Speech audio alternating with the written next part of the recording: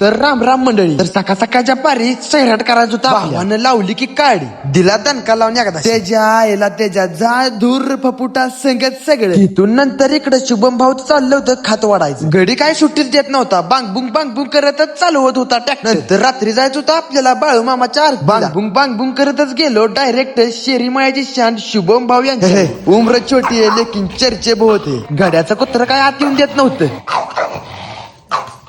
तर वाघ काय बाहेर येत नव्हता. वाघ बसला होता गेम खेळता. तिथून नंतर ह्या मर्दाकडे गेलो. ह्यो मर्द तर सगळीकडे सांडत गाड्यानं लावून घेतलं होतं बोटा. दाखवतच नव्हता काय. ह्यो त्याचा छोटा भाऊ ठेवला होता बिस्किटचं पुढं खाया. पण गडी गेला होता टॉयलेट जोडायला. टॉयलेट जोडल्यानंतर पिन टाकायच्या ऐवजी गाठली करंगळी. बॉट राहील का मग भावान. नंतर गेलो बाळू मामाची आरती केली. निमसोड मध्ये बाळू मामांचा बघा आलाय म्हणल्यानंतर गर्दी काय कचकाटून होती. प्रसाद काय तयारच झालता. प्रसाद वाढू लागलो तेवढ्यात या वाघाच्या वावरात आलता ट्रॅक्टर नागरा. गडी म्हणला चला येऊ लगेच. गारट्यात गाडी घेतली चलो.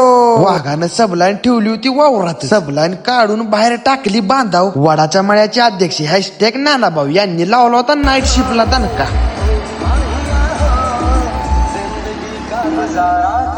तिथून नंतर प्रसाद घेण्यासाठी रिटर्न निघालो. बांगबुंग बांगबुंग करत गेल्या गेल्या पहिल्यांदा मामांचं दर्शन घेतलं आणि गेलो तिथून डायरेक्ट प्रसाद घेण्यासाठी. प्रसाद घेऊन रिटर्न निघालो घरी बांगबुंग बांगबुंग करत. तर मित्रांनो आजचा व्लॉग कसा वाटला कमेंट मध्ये नक्की सांगा. धन्यवाद.